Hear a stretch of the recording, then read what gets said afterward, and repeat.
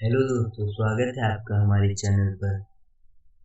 आज की कहानी का शीर्षक है नाग पंचमी की कथा।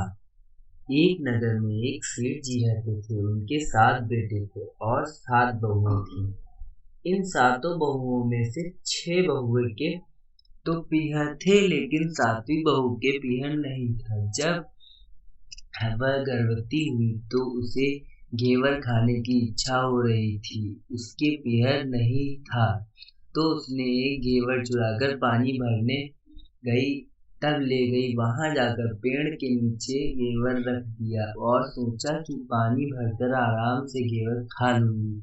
जब वह पानी भरकर घेवर लेने आई तो वहां घेवर नहीं मिला। उस पेड़ के पास एक बांबी थी, उसमें एक नागिन रहती थी। वह नागिन भी उस समय गर्भवती थी। घेवर को देखकर नागिन की इच्छा उसे खाने की हुई और उसने घेवर खा लिया। उस नागिनी ने सोचा कि यदि साहूकार की बहू मुझे गाली देगी तो मैं उसे डस लूंगी।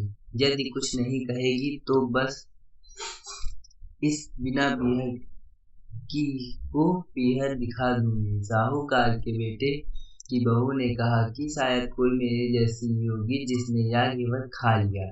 सुनकर नागिन बहुत खुश हुई। उसने अपने बेटों से कहा कि तुम इंसान का रूप बनाकर जाओ और साहूकार के बेटे की बहू को लेकर आओ। नागिन के बच्चे इंसान का रूप बनाकर साहूकार के घर चले गए। वहां जाकर उन्होंने कहा कि हम हमारी बहन को लेने आए हैं। तब सास ने कहा कि पहले तो कभी नहीं आए, इतने दिन कहाँ थे। तब उन्होंने कहा कि जब हमारी बहन का जन्म हुआ तब हम नानी के घर थे और शादी हुई तब हम परदेश कमाने के लिए गए हुए थे। उन लड़कों ने बहुत सारे कपड़े, गहने और मिठाइयाँ बहन के सास और जेठानियों के लिए ले गए थे। सास अत्यंत प्रसन्न थी और जेठानियां उसे देखकर जल उड़ रही थी। सास ने बहू को उनके साथ में भेज दिया और के पास जाकर उन्होंने कहा कि बहन, हम नाग हैं। उस दिन जब तुमने पेड़ के नीचे घेवर रखा था तब तुम्हारा घेवर हमारी माँ ने खा लिया था। उन्होंने तुम्हें अपनी बेटी माना है, इस नाते से तुम हमारी बहन हुई। बहन, अब तुम हमारी पूंछ को पकड़ लो और डरना मत। उनके कहने पर वह पूंछ पकड़कर बामी में चली गई। वहां पर उन्होंने उस बहू से बहुत लाड प्यार और सुख से रखा। वहीं पर उसने एक लड़के को जन्म दिया। जब उसका लड़का थोड़ा बड़ा हुआ तब की बात है, पड़ोसन ने साहूकार के बेटे की बहू को सिखा दिया, अगर तू तेरी माँ की इतनी ही लाडली है तो तू तेरी माँ से कहना कि आज तो नागों को दूध में ही पिलाऊंगी। पड़ोसन का दाना उसे सहन नहीं हुआ। वह माँ से जिद करके नागों का दूध ठंडा करने लगी। अभी तक दूध ठंडा नहीं हुआ था, उससे पहले ही उसके बेटे ने घंटी बजा दी। घंटी की आवाज सुनकर छोटे बड़े सारे नाग दूध पीने के लिए दौड़ पड़े। जब उन्होंने दूध में मुंह में लगाया तो बहुतों का मुंह जल गया।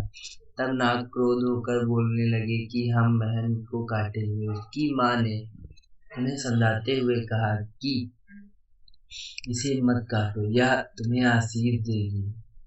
तब साहूकार के बेटे की बहू ने कहा, जियो महारा नाग नागनी, जियो महारा खड़या डया वीर वीर, उठावे देख देख वीरो, चीर चीर तो फट जाओ पढ़ वीर जिता रेवे।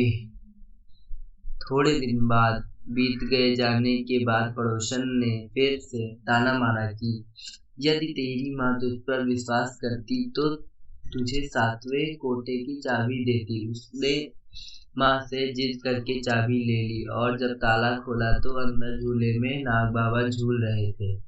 उसने बाबा नाग से कहा, सत सिया राम बाबा। उन्होंने कहा कि तूने सत सिया राम कर लिया है, वरना मैं तुझे डस लेता। तब उसने कहा कि आप तो मेरे पिता हैं, मुझे कैसे डस सकते हो। और बोली, जियो नाग नागिनी, जियो बासुकी नाग।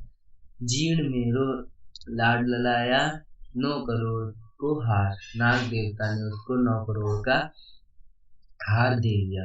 माँ ने अपने बेटों से कहा, बाई तो अब बड़े घरों में हाथ डालने लगी है, उसे घर पहुंचा दो। नागों ने साहूकार के बेटों की बहू को बहुत सारे गहने कपड़े दिए और ससुराल पहुंचा दिया। थोड़े दिन के बाद उसका बच्चा झाड़ू तोड़ रहा था।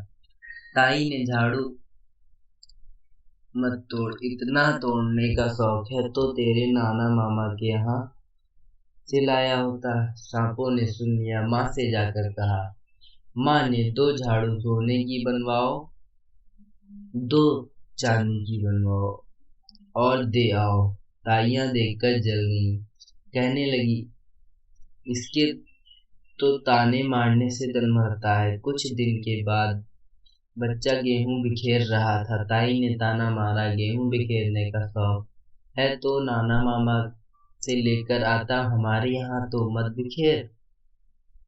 सांपों ने सुन लिया, जाकर माँ से कहा। माँ ने कहा, 2 बोरी दाने सोने के गढ़ाओ, 2 बोरी दाने चांदी के गढ़ाओ और दे आओ। ताइयां ने और जल गई, कहने लगी, इसे ताने मत मारो, इसका धन बढ़ता है।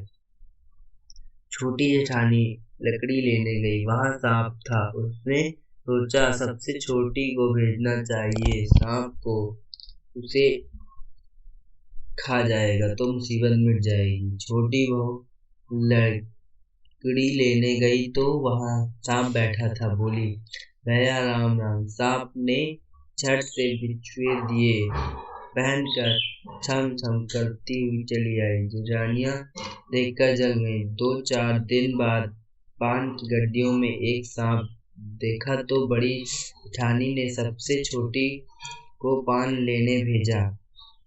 उसने सोचा कि आज अवश्य सांप काट लेगा। सांप को देखकर छोटी बोली, भैया घर के क्या हाल चाल है? घर में सब ठीक ठाक तो है? सबको मेरा राम राम कहना। सांप ने मुंदंडी पहना दी। जेठानियां फिर चली गईं, उड़ गईं। उसका पति दुकान से आया तब सिया दिया कि तेरी बहू के तो सांप बिच्छू से दोस्ती है। साहूकार का बेटा अपनी बहू से रात को कहने लगा, सच सच बता, बिच्छू तेरे क्या लगते हैं? तो जो तुझे काट खाने के बजाय गहने देते हैं। बहू ने कहा, वो तो मेरे भाई भतीजे लगते हैं। फिर उसने सारी बात अपने पति को बताई। पति ने कहा, तो क्या तेरे भाई भतीजे तुम्हें ही बुलाते हैं, कभी अपने जवाई को यान में हमें तो नहीं बुलाते। आने कोने में छिपे सांपों ने बात को जाकर अपनी माँ से कहा। माँ ने दोनों को बुलाया। वे इंसान का रूप बनाकर दोनों को व बच्चों को बुला लाए।